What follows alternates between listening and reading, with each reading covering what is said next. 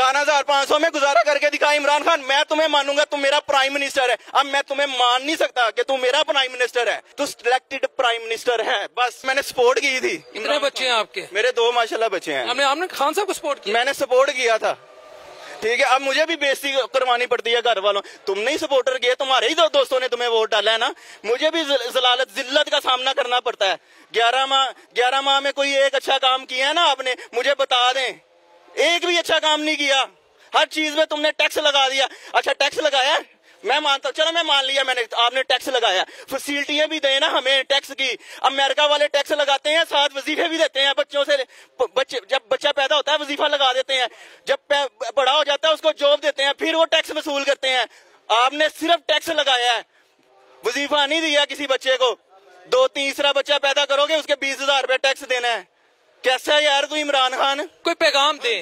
हम सब ये चाहते हैं कि खान साहब इस्तीफा दे दे। आपका कि अगर कोई फैसला करना है ना तो अकेले फैसला करो। अगर हिम्मत है, ठीक है, किसी के फैसले तुम खुद ना करो। चीनी का जो रेट है ना 80 रुपए रेट है। हम बच्चे नहीं है।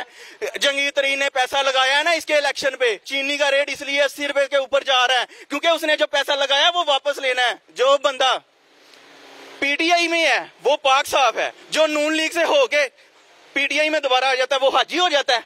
ये कैसी तहरीक इंसाफ है? नून लीग के बंदे पीटीआई में आगे हाजी, पीटीआई से बाहर है तो करप्ट है, चोर है। उन्होंने चोरों को तो अंदर किया, नवाज शरीफ साहब को, जरदारी साहब को, हमजा साहब को। क्या कसूर था उनका? उन्होंने चोरी किया। खान साहब कहते हैं मुल्क का कानून। कोई साबित हुआ है? कुछ भी साबित नहीं हुआ। एहतसाब अदालत ने प्रूफ किया। और सर कोई प्रूफ नहीं है। प्रूफ है तो क्या कहते हैं अवाम में शेयर करें। कुछ सबूत नहीं है। जैसे राना सनाउल्लाह को पकड़ लिया, इसी तरह इसको भी पकड़ा हुआ है, नवाज शरीफ को भी। मेरा बेसिकली काम जो है ना एम्ब्रॉयडरी का, मैं एज ए ऑपरेटर हूँ। 65 रुपए की कौन थी नवाज शरीफ के दौर में? अब 126 रुपए की है।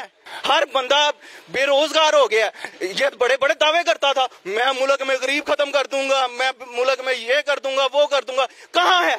सारी इंडस्ट्री बंद कर दी है इसने। हमने वोट इसलिए नहीं दिया था कि तुम लोग पाकिस्तान को बंद कर दो, ताजरों का बेड़ा गर्क कर दो।